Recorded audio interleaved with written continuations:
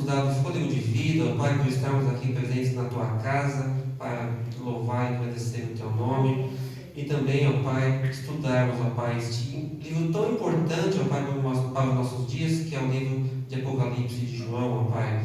Ó Senhor, esteja abençoando o pastor Wagner, ó Pai, está na condução, ó Pai, desse estudo, ó Pai. Senhor, dê cada dia mais discernimento, ó Pai, ao Teu servo, sabedoria, ó Pai. Pai, está passando os Teus ensinamentos ao Teu povo, Senhor. Abençoe toda a sua família. Também, ó Pai, nesse momento, abençoe os dízimos e ofertas, ó Pai, aqui depositados, ó Pai, no gasofilaço, Senhor. Que continuemos, ó Pai, usando, ó Pai, esse dinheiro para a manutenção, ó Pai, do prédio e também para a expansão, ó Pai, do Evangelho, ó Pai, ao redor do mundo, Senhor. E também esteja abençoando, ó Pai, cuide, ó Pai, daqueles que estão desanimados, ó Pai, esteja cuidando de cada um conforme a tua necessidade. Esteja nos abençoando nesse estudo, que o Senhor possa abrir o nosso coração para o que o Teu servo tem preparado para essa noite. Suas bênçãos que eu peço em nome do Teu Filho amado Jesus. Amém. Amém. Amém.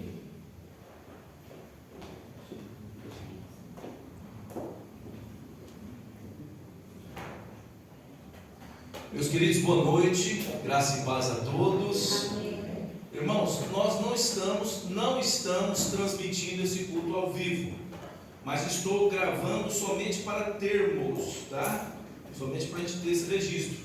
Então, se você tiver alguma pergunta, anota aí, preste atenção na dúvida, e no final a gente encerra aquela filmagenzinha lá, e aí os irmãos ficam à vontade para questionar, para conversar sobre o assunto, tá bom?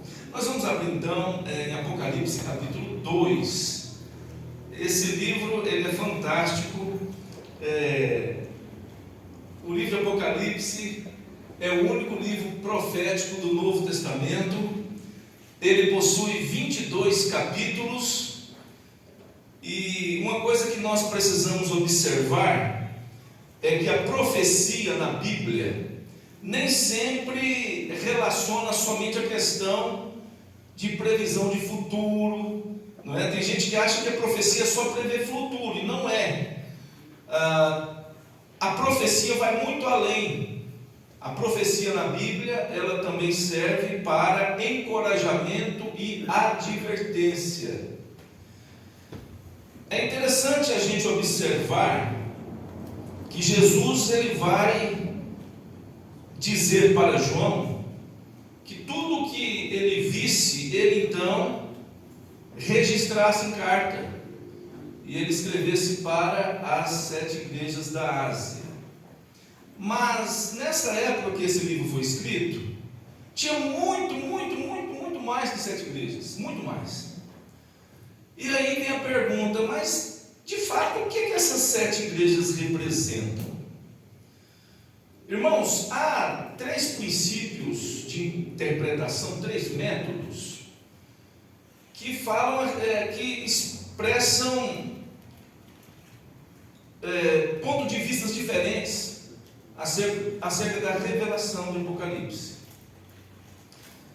Eu vou citar brevemente, só para os irmãos terem noção, que se algum dia alguém te questionar, você vai saber se posicionar, tá? Eu não vou entrar hoje na questão de amilenismo, pré-milenismo, pós-milenismo, não, tá? Eu não vou hoje entrar na questão de arrebatamento da igreja, quando vai ser, porque vai ter um arrebatamento. O negócio é quando é esse arrebatamento. Esse arrebatamento significa que a igreja simplesmente vai desaparecer e vai para cima, vai ficar no céu com o Senhor, depois ela desce de novo. Como é que é esse negócio? Não entendo dessa maneira. A Bíblia diz que quando Jesus voltar, em Tessalonicenses diz isto, ao tocar a trombeta, né, do Senhor, a voz do arcanjo, dada a ordem, os mortos em Cristo ressuscitarão primeiro. Tranquilo. Depois os vivos, nós, os que estivermos vivos, subiremos ao encontro do Senhor nos ares. Esse é o arrebatamento. Mas quando é esse arrebatamento? No texto de Tessalonicenses, é na volta de Jesus. Eu não vou entrar nessa questão agora. Se você tiver dúvida, depois a gente vai tratar disso no momento propício.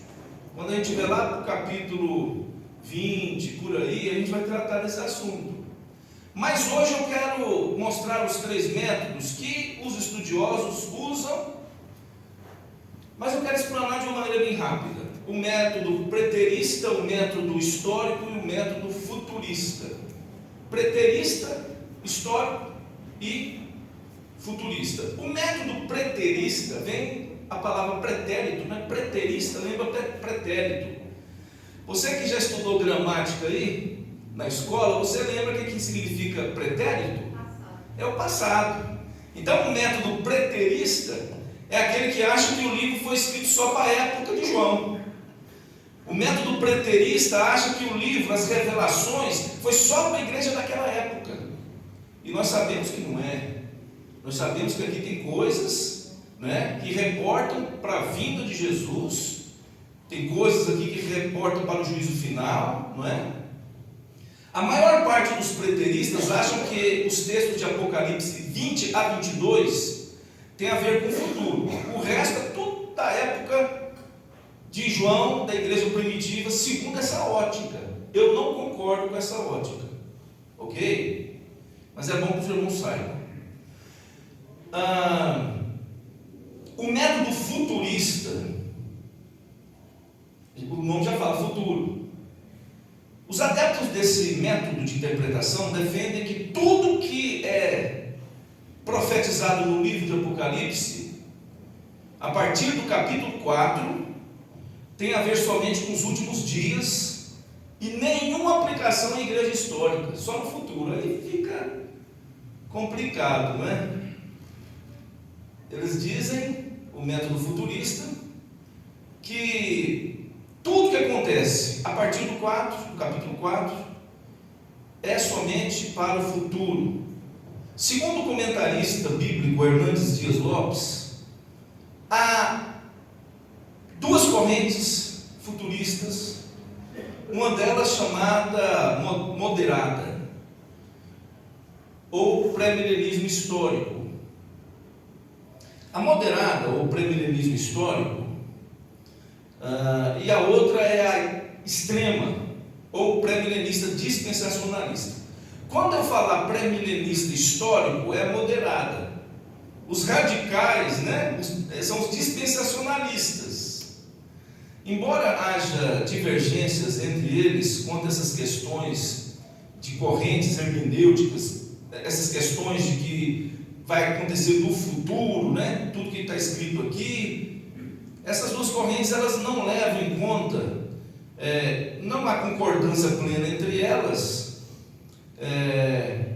mas elas concordam que o propósito do livro é descrever a consumação do propósito redentor de Deus somente no fim.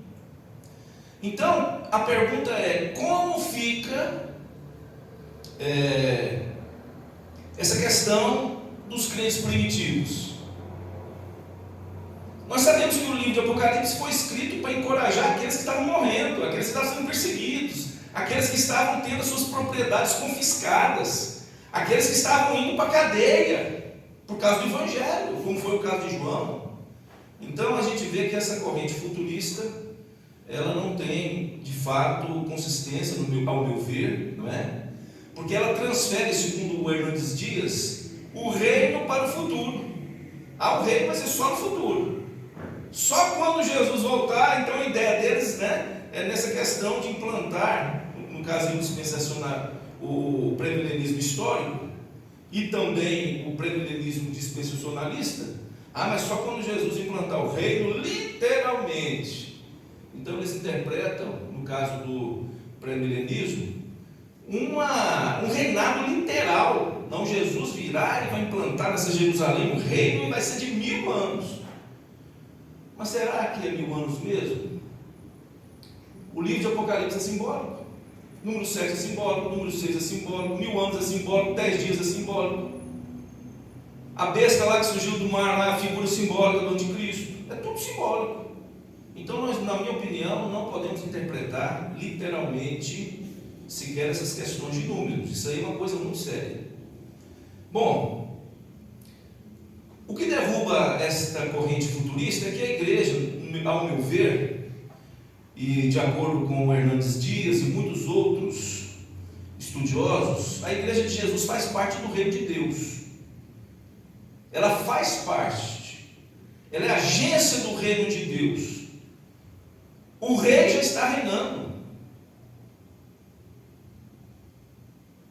Ah, pastor, mas Jesus veio e morreu na cruz, mas ele disse, quando ele ressuscitou, ele disse: eis que foi-me dada toda a autoridade no céu e na terra.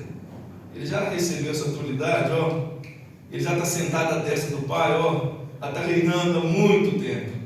Então, nós já estamos no reino.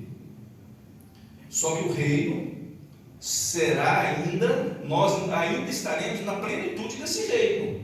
Jesus inaugurou o reino, ressuscitou dos mortos, recebeu o poder. Nós estaremos na plenitude desse reino. Quando?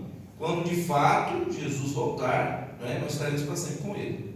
Agora, o método histórico, que é o terceiro método, vê o Apocalipse como uma profecia simbólica de toda a história da igreja, até a volta de Cristo, até o fim dos tempos.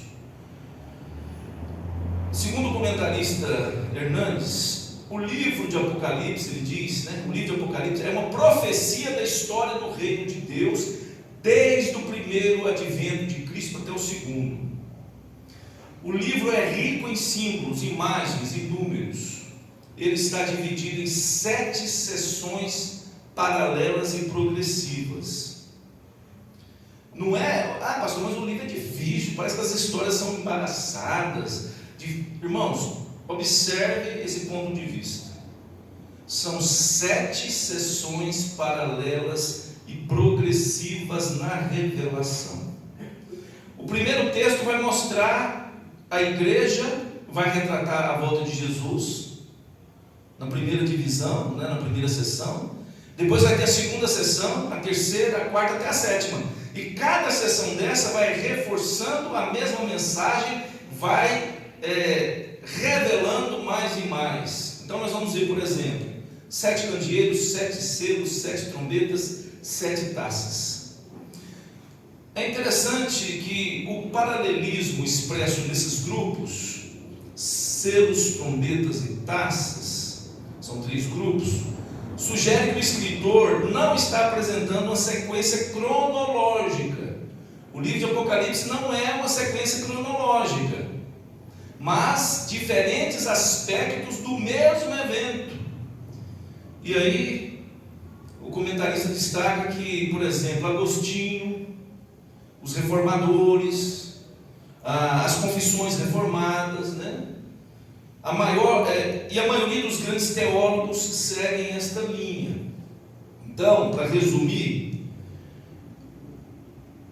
tem gente que acha que o Apocalipse é só para o passado, outros acham que é só para o futuro.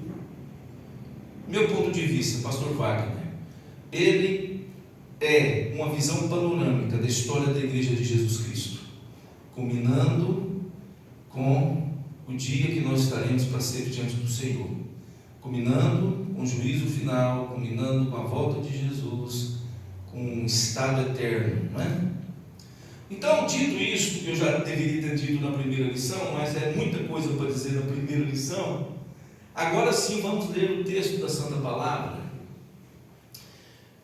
Apocalipse capítulo 2, verso 1.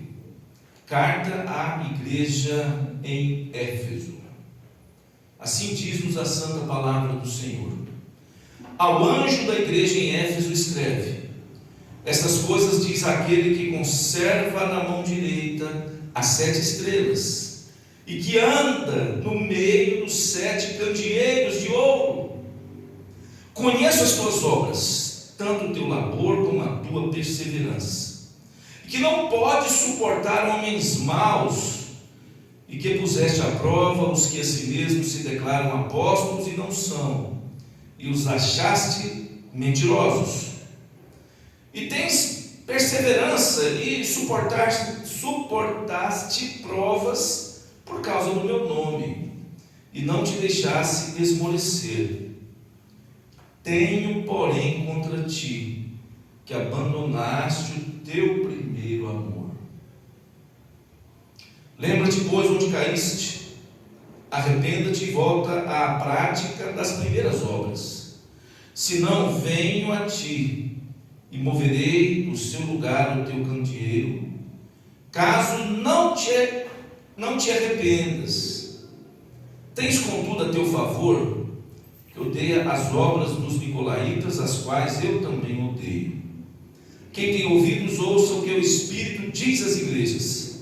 Ao vencedor, dar-lhe que se alimente da árvore da vida, que se encontra no paraíso de Deus.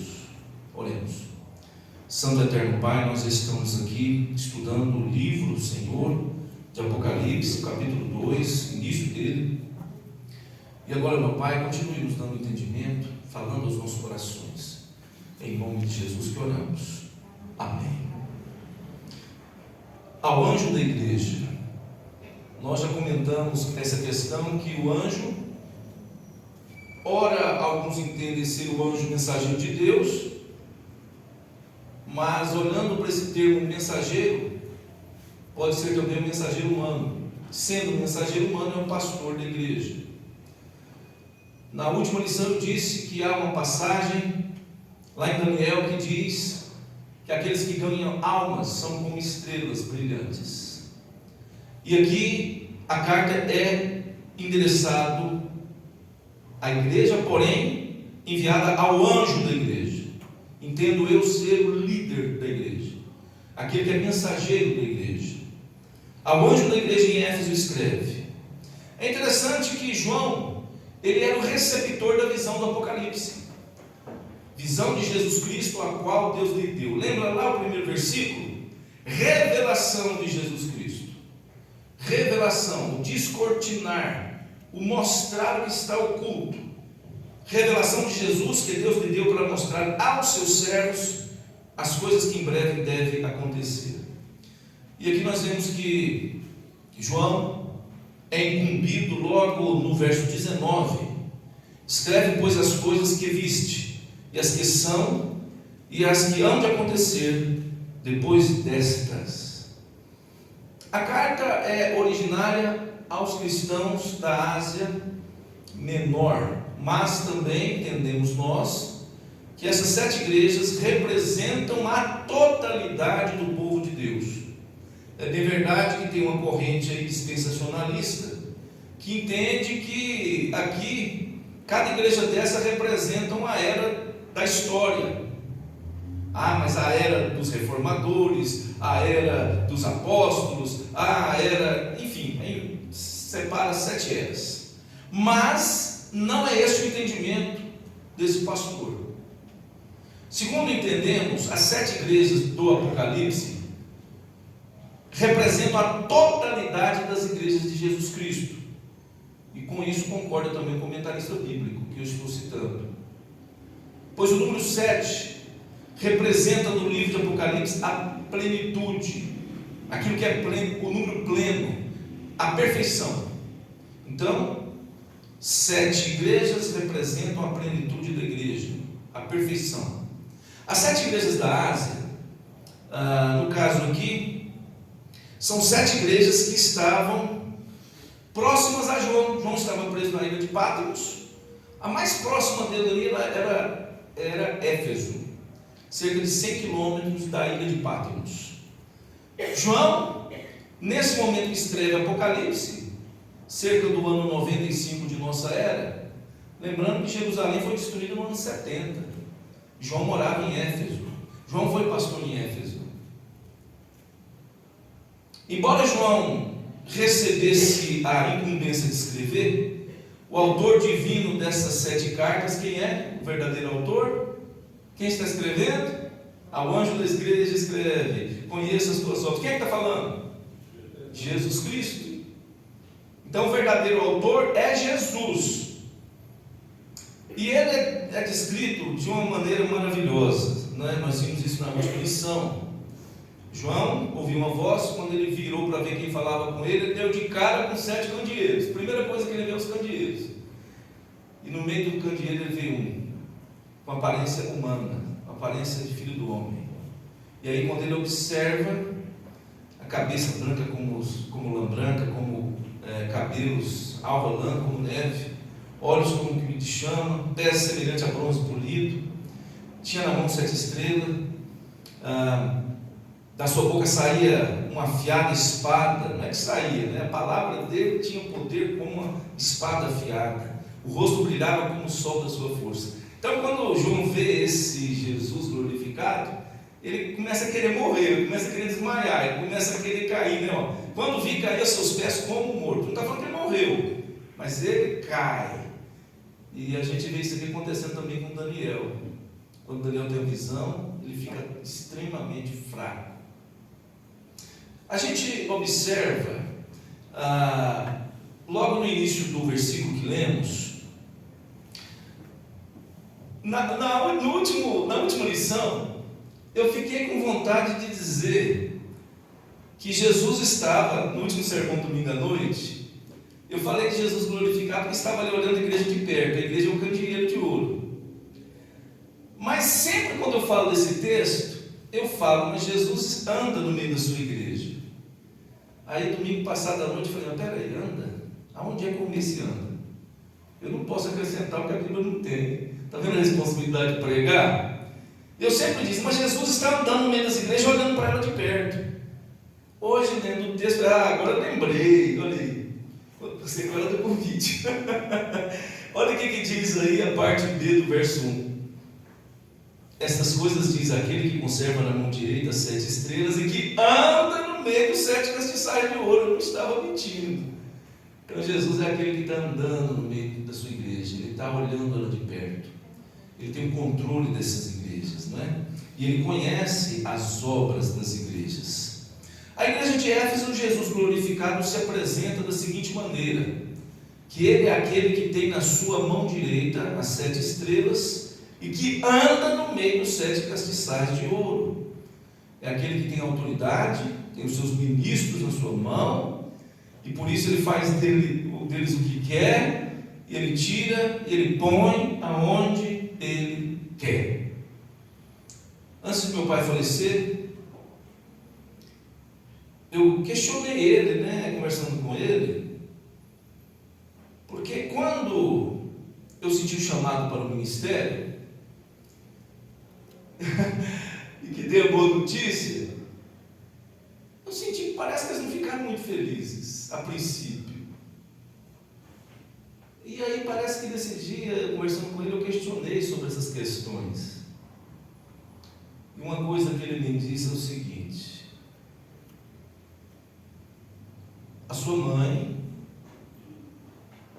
quando soube, é como que ela ficasse chocada. Em outras palavras, porque pastor, na mesma hora que está aqui, ou na mesma hora que está num lugar, Deus tira e leva lá para o outro. Não que a minha mãe não gostava, a minha mãe era uma incentivadora e era uma intercessora poderosa no meu ministério, eu creio. Poder não dela, de Deus. E meu pai também. Ambos eram pessoas que nos apoiavam. Mas aí eu pude entender porque aquele primeiro momento talvez não visse tanta euforia. E ele me revelou isso, que a sua mãe tinha essa preocupação de Deus te mandar talvez para um lugar distante, né? E aí, observando Apocalipse 1:20, é isso mesmo.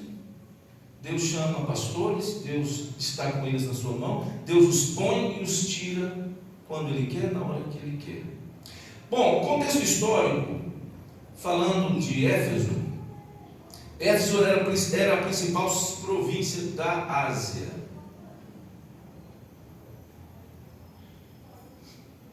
Na época de João escreveu o Apocalipse, essa cidade era um grande porto, situada na boca do rio Cáster. Essa cidade era tão importante porque ela era a capital da Ásia Menor. Ela era a cidade mais importante. Eu posso dizer que de todas essas do Apocalipse aqui, dessas 7, eu posso dizer que ela era a principal cidade.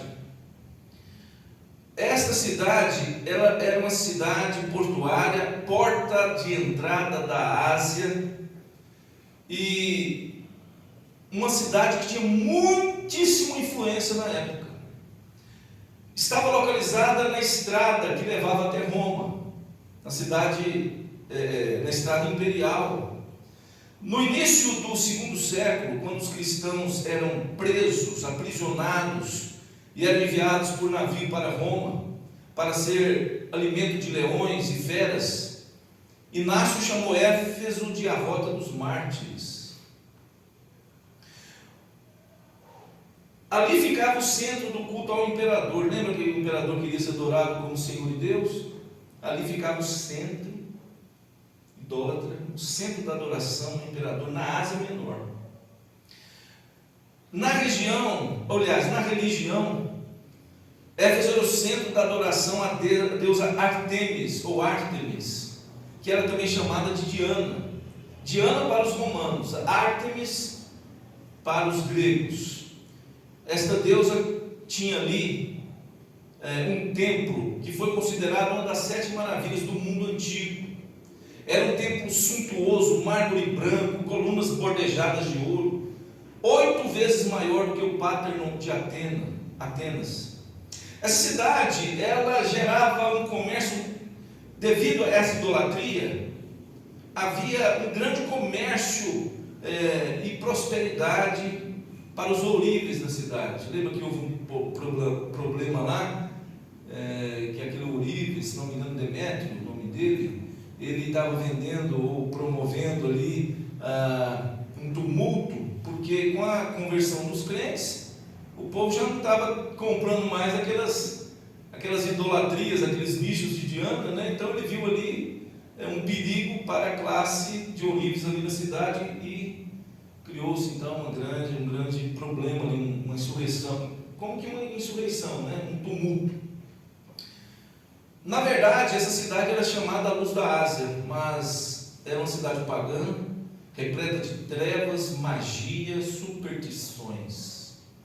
Éfeso era o centro, um centro portuário próspero, mas era uma cidade orgulhosa, uma cidade onde havia a sede dos tribunais, a cidade era lar dos delinquentes, porque o templo da deusa pagã, né, que eu citei o nome aí, Ártemis ou Diana, o templo era, no caso,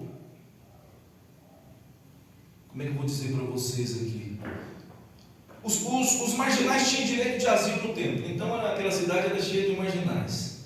A cidade então era uma região, era o centro da superstição pagã ali naquela região. Lembra que foi queimados um montão lá de livros de magia? Porque as pessoas estavam convertendo, levavam para a praça os livros de magia, queimavam, e ali deu milhões, né? Um dinheiro fabuloso, se fosse fazer a conta dos valores ali dos livros. Éfeso era também o centro, como eu disse, do ocultismo.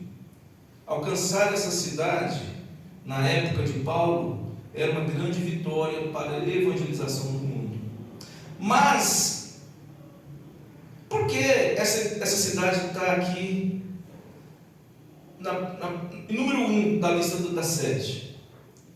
Então pode ser que, não sei, uma suposição, pode ser que porque ela era a igreja de João. João havia sido pastor dessa igreja. Primeiro pastor ali, nós podemos dizer que Paulo esteve ali. Lembra que Paulo deixa Áquila e Priscila, depois Paulo viaja, depois ele volta, fica lá cerca de 3 anos. Durante aquele momento que Paulo teve ali durante 3 anos, toda a região da Ásia ouviu o Evangelho.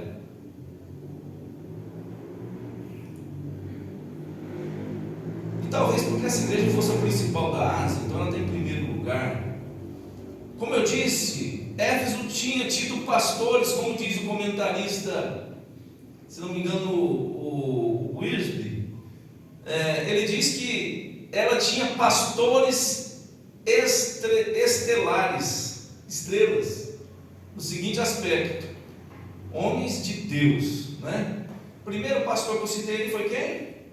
Apóstolo Paulo. Depois Paulo, aproximadamente no ano 60,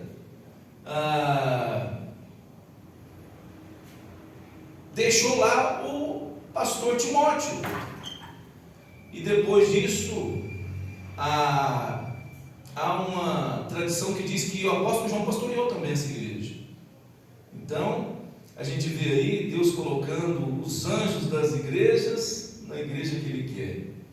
Uma coisa que a gente aprende, que o Senhor, Ele é o Senhor, está no controle dos ministérios, está no controle das suas igrejas, e Ele põe essas estrelas aonde Ele quer, como eu disse.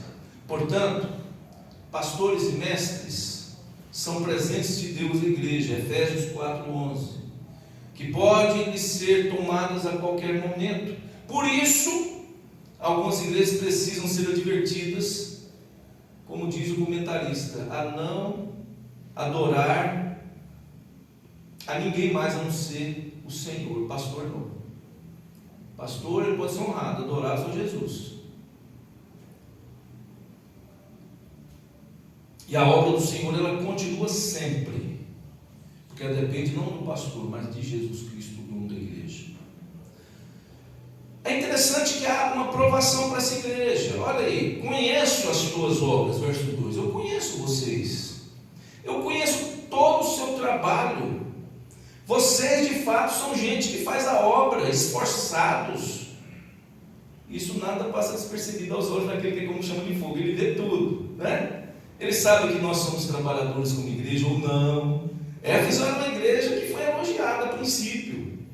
Conheço o teu labor, conheço o teu trabalho. Trabalho aqui no grego é kopos, com K, kopos. É um termo muito forte.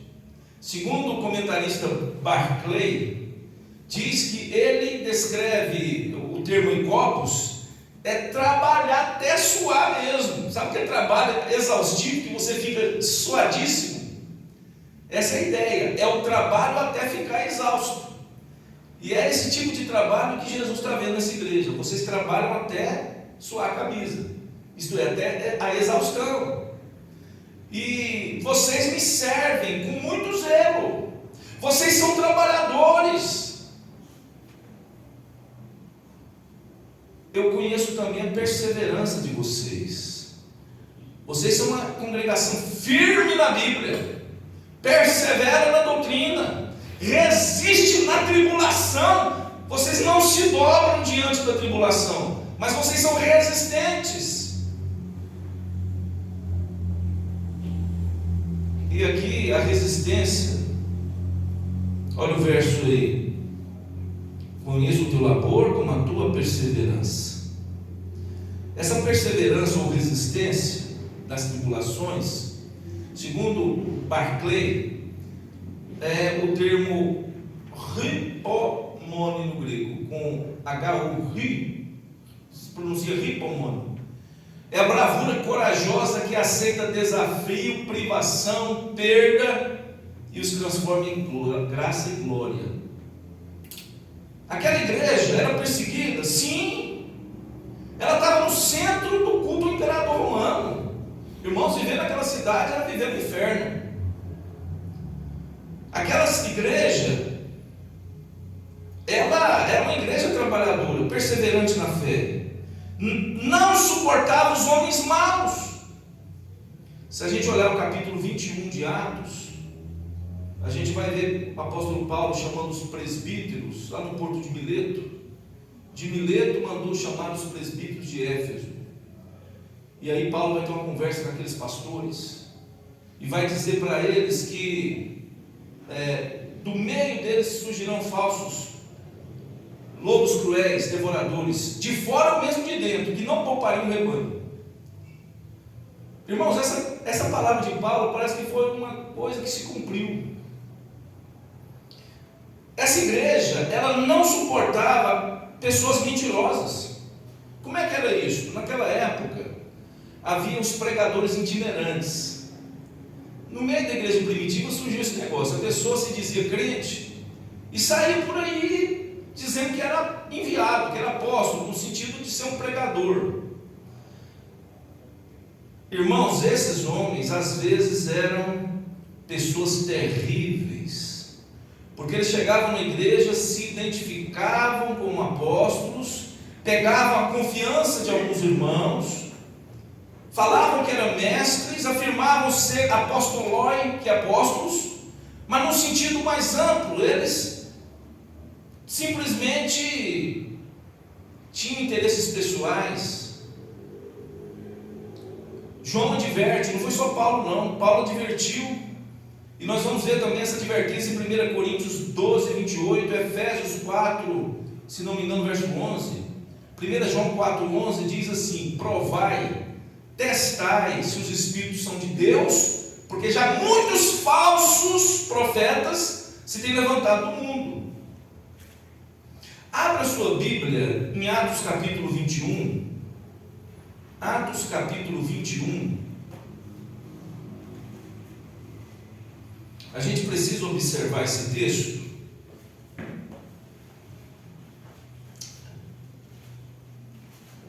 Eu estou abrindo em João. Opa! Atos, capítulo 21, verso 29. Desculpa, capítulo 20, verso 29. Até agora eu falei 21, mas não é 21, é 20, Atos 20, 29. Eu sei que depois da minha partida, entre vós penetrarão lobos vorazes, que não pouparão o rebanho, e que dentre vós mesmos se levantarão homens falando coisas pervertidas, para arrastar os discípulos atrás deles. Está vendo, irmãos? Paulo já advertiu. Olha, no meio de vocês vão surgir, vão penetrar lobos vorazes. O que o lobo faz com a ovelha, irmãos? Mata, destrói, aleja, arranca pata, arranca olho. O lobo ele veio para matar, para destruir. Paulo está dizendo: vão entrar, depois da minha partida, vocês vão receber aí no meio de vocês lobos. E aí uma coisa interessante, verso 30: do meio de vocês se levantarão homens falando coisas pervertidas. Quer dizer, os lobos não são só de fora não, de dentro também. Cuidado.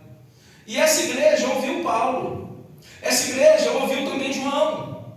João advertiu sobre falsos profetas. Então essa igreja, ela ficou resistente a gente hipócrita. Quando vinha alguém, a igreja ela tinha um discernimento maravilhoso dado por Deus. Ela não podia ver gente falsa, gente hipócrita, homens maus, mentirosos. E ela punha prova. E ela via de fato que eles não eram pessoas leais. E essas igrejas então não aceitavam esses falsos profetas e jamais aceitavam a sua heresia. É interessante, meus irmãos, que eu vou pular para o verso 6, depois eu vou voltar no 4. Tens contudo a teu favor que odeias as obras dos nicolaítas, as quais eu também odeio. Quem são os nicolaítas? É bem verdade que a Bíblia não fala muito sobre quem são eles. Tudo indica que era um grupo herético. Segundo o comentarista Warren Wiersbe, eram aqueles que queriam ser donos da igreja. Eram como que uma seita que infiltrava e queria, como que, segundo Wiersbe, separar. Nós somos um exemplo, né? O clérigo e os leigos. Então era uma seita, segundo esse comentarista. Eu não estou afirmando que é, porque a Bíblia não diz que é, mas é uma suposição dele, que era uma seita possivelmente dominante, que achava que podia mandar ou que queria ser dono da igreja. Então, Deus está falando aqui, ó, eu também não aprovo, eu odeio também esses nicolaítas. Estavam entre os crentes, mas não eram servos de Deus. Está vendo, irmãos? Nem todos que estão nas igrejas de Jesus são ovelhas de Jesus. Nem todos que estão nas igrejas de Jesus herdarão o reino dos céus. Tanto é que Jesus já falou isso. Mas Senhor, Senhor, né? Senhor, Senhor, apartai-vos de mim, maldito, não vos conheço. Não é isso que Jesus fala? Mas essa igreja tinha um problema. Agora sim, verso 4. Tenho, porém, contra ti que abandonaste o teu primeiro amor.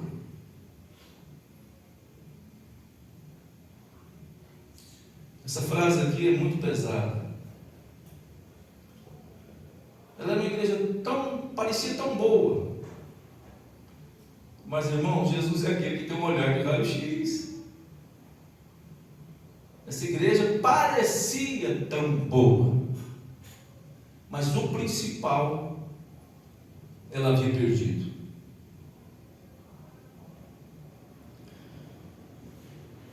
Tenho, porém, contra ti que abandonaste o teu primeiro amor. Abandonar é largar. O abandonar é deixar ir, desistir. Quando eu fui observar no grego o que é essa palavra, afieme, no grego, afieme significa deixar ir.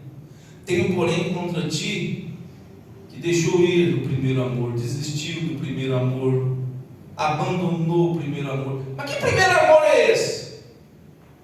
O primeiro amor por Cristo. Isso me chocou.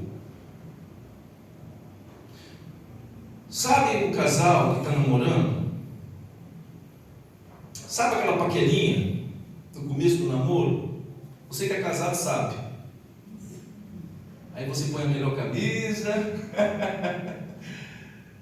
o melhor perfume e não vê a hora, né, de ver a pessoa amada. Aí você fica noivo, aí você casa, aí vem a lua de mel, que coisa boa. Esse é o primeiro amor. Jesus está falando para aquela igreja: vocês me amavam, vocês eram como se fosse a minha querida esposa, mas vocês me deixaram, vocês desistiram de mim, vocês abandonaram aquele primeiro amor. Sabe a esposa que não larga do marido nem trai?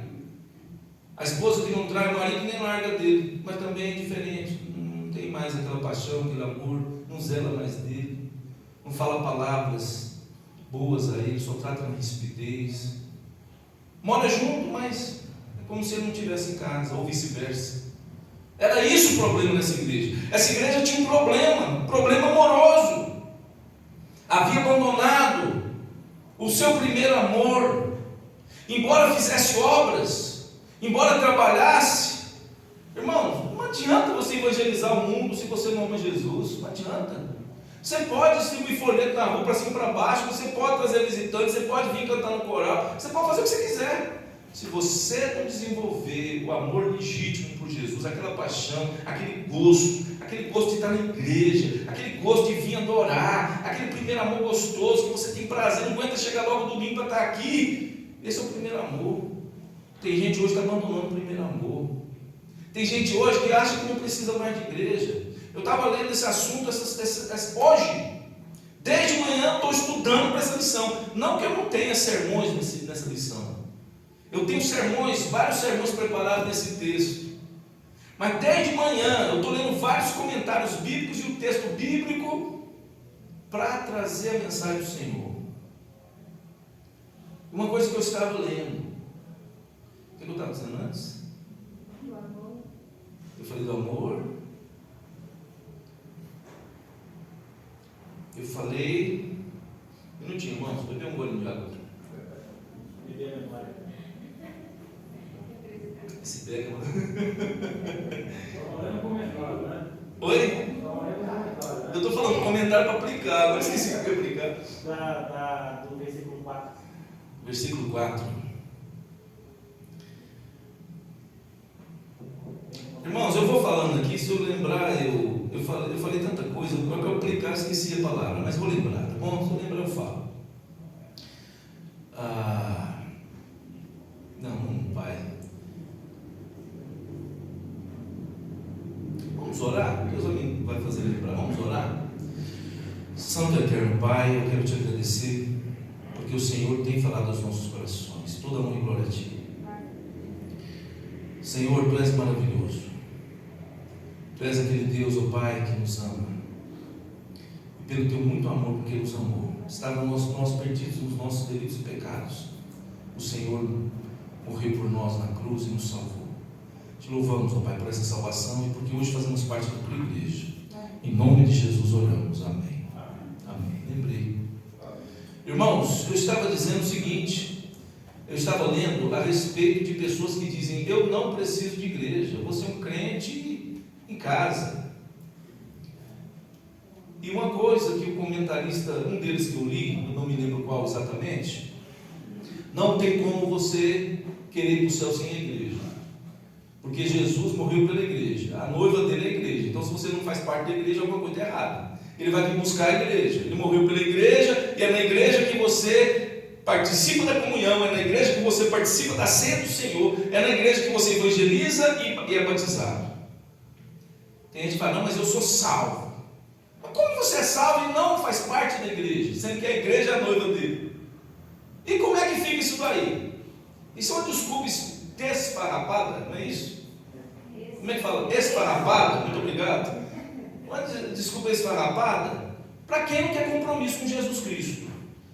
Porque a Bíblia diz que Jesus morreu, deu a sua vida por ela, a igreja. E assim os maridos devem dar a sua vida pela esposa. É isso que está dizendo lá. Então, se Jesus deu a vida pela igreja e você não faz parte da igreja, você está fora, meu filho. Não vem com esse papo, não. Está errado, alguma coisa aí. É isso que eu estava lendo. E é pastor sério que disse isso. A igreja havia abandonado o primeiro amor. E hoje tem muitas pessoas que estão abandonando esse primeiro amor. Éfeso abandonou o primeiro amor. E Jesus vai te chamar a atenção, vai puxar a orelha e vai dizer: lembra-te, pois, de onde caíste. Verso 5. Volta a praticar as primeiras obras.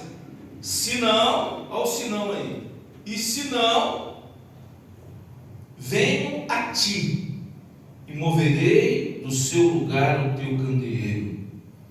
Eu vou tirar de você o seu brilho. Candeeiro existe só para brilhar. Mas se você não está brilhando, eu vou até tirar você daqui, você está ocupando espaço. Candeeiro que não brilha não serve para nada. Eu falo arrependa-te, volta. Arrependa-te e volta. Ok. Fazendo uma aplicação, nós podemos acertar em tudo, como eu falei. Nós podemos acertar no culto, né? Mas nós estamos preparando um culto para Deus melhor. Pode ser. Você pode fazer o melhor evangelismo, os batismos podem estar fluindo, você pode estar discipulando, você pode estar cantando bem, as organizações da igreja podem estar bem, mas se essa igreja abandonou o amor por Cristo, já não é mais o mesmo, ela é uma igreja passível de disciplina. E não é só amar a Deus, não. O amor pelos irmãos também.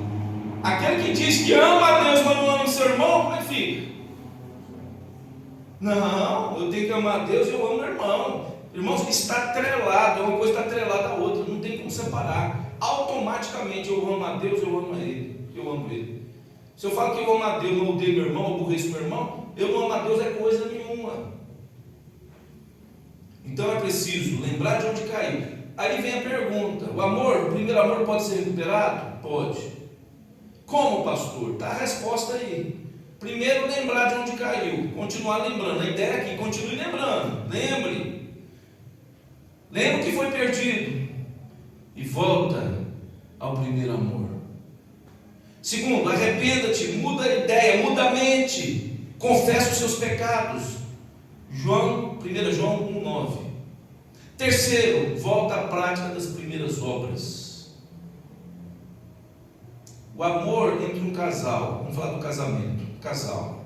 Se o amor entre um casal não é recíproco, se não há afeto, respeito, se o amor não é regado, cultivado, irmãos, esse amor, esse casamento é passivo a fracasso. 1 João 2,9 diz: aquele que diz está na luz e odeia seu irmão, até agora está em trevas. Aí tem uma promessa para encerrar o estudo, versículo 7. Quem tem ouvidos ouça. É interessante, né? Todas as igrejas Jesus vai falar: quem tem ouvidos ouça. Preste atenção. Ao vencedor. Então, se há vencedor, há perdedor. Concorda? Se há vencedor, há perdedor. Na igreja há vencedor, a carta é para a igreja. Então você está falando aos vencedores, porque na igreja vai ter perdedor também. Pastor, mas quantos vão ser salvos? Tem uma profecia no Antigo Testamento que diz que 1/3 da terra, 1/3. Então todos os que dizem eu sou de Jesus, é 1/3 que vai ser salvo. É a terça parte. É muito fácil falar eu sou crente. Eu sou crente, mas como diz a outra lá, rebolo para Jesus. Já ouviu isso? A pessoa diz eu sou crente, mas rebola para Jesus, vai rebolar no inferno. Eu sou crente, mas não tem problema, eu vou beber socialmente. Eu sou crente, mas não tem problema passar a noitada na farra, na vigília eu não vou, mas na noitada está lá. Ah, eu sou crente, eu estou 4 horas da manhã assistindo filme, mas para orar não gasto nem 10 minutos. Se chamar para poder ir de manhãzinha num acampamento da igreja, 6 horas da manhã está todo mundo lá. Chama 6 horas para vigília. Está vendo o primeiro amor? Aqui a árvore da vida, meus irmãos, remete a Gênesis. Lá tinha uma árvore da vida. Um homem pecou, foi expulso, foi chotado do Éden. A promessa de restauração. Ao vencedor, eu vou dar aquele alimento da árvore da vida. A árvore da vida é a vida eterna.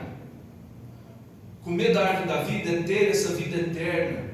É encontrar o paraíso de Deus, o paraíso que foi restabelecido por Cristo na cruz. Concluindo, Éfeso era uma igreja que possuía qualidades, mas uma igreja descuidada no amor, uma igreja descuidada na perseverança, da fé. Perseverava na doutrina, mas não na comunhão legítima, não no amor para com Cristo. Será que nós não estamos como a igreja de Éfeso, irmãos? Será que no nosso meio, nós, como igreja, não estamos semelhantes? Se nós estivermos semelhantes, nós precisamos voltar. Porque Deus é aquele que orienta, mas Deus não passa a mão na cabeça de pecador. Deus não passa a mão na cabeça de pecador. Deus quer que arrepende e mude de vida, para que o brilho não se apague e o candeeiro seja lançado fora. Que Deus tenha misericórdia. Pastor, como é que está aquela igreja hoje? Irmãos, não tem nem vestígio de igreja naquela cidade. Hoje aquela cidade é um montão de pedra. O porto, que era um dos mais próximos do mundo, virou um pântano. Aquela, como é que se diz? Aquele negócio verde que dá um pântano, lodo, tomou conta de toda aquela, virou brejo. O porto lá virou brejo. A cidade só mina cheia de pedra. Que Deus tenha misericórdia. Irmão, desliga para mim aí a filmagem, se for possível. Obrigado. Vamos orar? Aliás, eu falei que depois